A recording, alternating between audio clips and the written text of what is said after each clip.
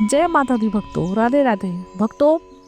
सनातन धर्म में दो सरस्वती देवी का वर्णन मिलता है, जिसके अनुसार एक सरस्वती संसार के रचयिता ब्रह्मा जी की पत्नी व पुत्री हैं और दूसरी विष्णु पत्नी सरस्वती हैं।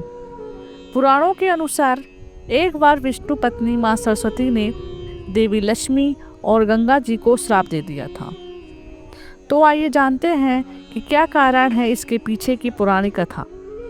लेकिन इससे पहले अगर आप शिव की आराधना चैनल पर नए हैं तो सब्सक्राइब करके बेल आइकन दबाकर नोटिफिकेशन ऑन कर लें।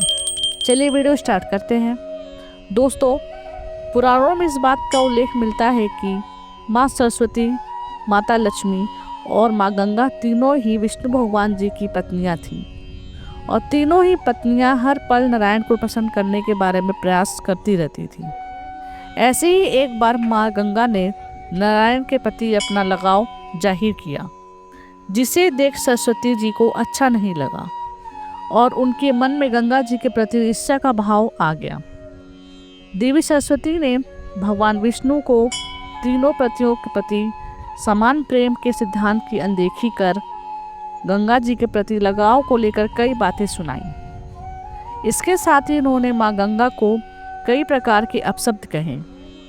देवी सरस्वती इतनी क्रोधित थी कि माँ लक्ष्मी के रोकने पर भी वे नहीं रुकी और इसी तरह तीनों पत्नियों के बीच कलेश से परेशान होकर विष्णु जी कुछ समय के लिए वैकुंठ से चले गए। विष्णु जी के चले जाने के बाद भी देवी सरस्वती काफ़ी दुखी हुई। नारायण के इस तरह वैकुंठ छोड़कर चले जाने का दोष भी माँ सरस्वती ने गंगा जी को देते हुए क्रोध में उनके ऊपर प्रहार करना चाहा, लेकिन माँ लक्ष्मी उनके बचाव में दोनों के बीच आ गई और यही सब देखकर माँ सरस्वती ने लक्ष्मी जी को भी गंगा जी की सहायिका समझकर उन्हें भी अपमानित किया और उन्हें वृक्ष बनने का श्राप दे दिया, जिसके कारण वो पृथ्वी पर तुलसी के रूप में अवतरित हुई। लेकिन यही सब देखकर माँ गंगा ने भी क्रोध में आकर देवी सरस्वती को नदी बनकर भूतल पर प्रवाहित होने का श्राप दे दिया।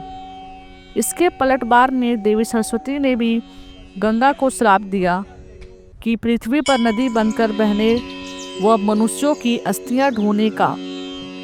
इसके बाद श्री विष्णु वहां पहुंचे और उन्होंने तीनों देवियों के श्राप के बारे में जानकारी प्राप्त हुई। विष्णु जी ने दिया माँ लक्ष्मी को वरदान, साथ ही लक्ष्मी को पौधे व नदी के रूप में पृथ्वी पर जन्म लेने के कारण उन्हें बहुत दुख हुआ, जिसके बदले उन्होंने देवी लक्ष्मी के स्वभाव और पूरे प्रकरण के दौरान उनकी सूझबूझ को देखते हुए उन्हें पूर्ण रूप से वैकुंठ में रहने का वरदान दिया और इसीलिए देवी लक्ष्मी का स्थान सदैव विष्णु जी के पास होता है।